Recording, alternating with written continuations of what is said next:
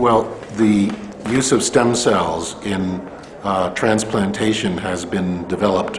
over the past 20 years, and it's extremely important for people who have diseases such as leukemia and other blood cancers.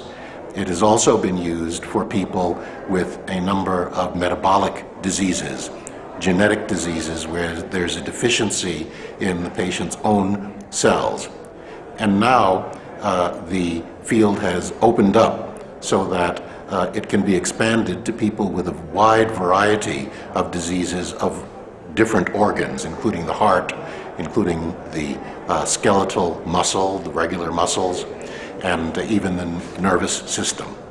It used to be that stem cells could only be obtained by isolating them from the bone marrow or getting them from the blood and purifying them, or from getting them from fetuses. Now it's possible in some circumstances to actually produce stem cells that can be used for therapy by taking mature cells from a human being, putting them in a test tube, and then making them into stem cells without having to use these other sources of stem cells. So it increases our ability to obtain a variety of stem cells that can be used for human therapy without resorting to either bone marrow, peripheral blood, or embryonic stem cells, though those remain important sources of stem cells. That's a very broad question,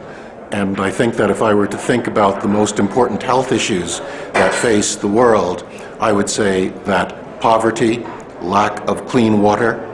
the presence of childhood infectious diseases, as well as misnutrition, the prevalence of diabetes and high blood pressure are the most important health issues that face the world today. I personally, in my clinical practice, am a kidney specialist, and I see the consequences of bad nutrition, high blood pressure, and poverty in creating these diseases.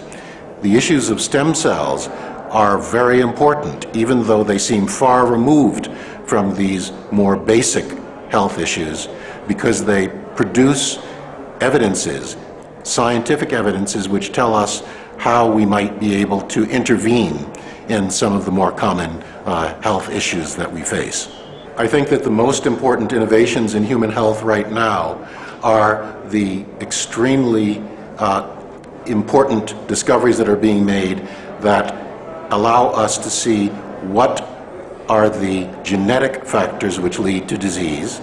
and what are the environmental factors that lead to disease. These genetic advances permit us to look at an individual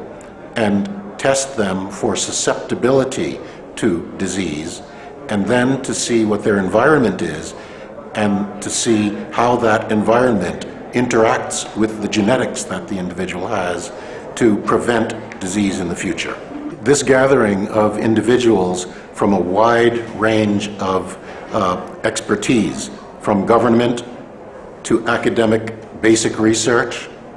to corporate individuals, is extraordinarily important, because this group of individuals rarely gets to share their opinions and try to come to some understanding of what they can do to make health better for the populations, not just in one country, but the populations globally, and that's extraordinarily important. Sharing is the most important thing that I think this forum has produced.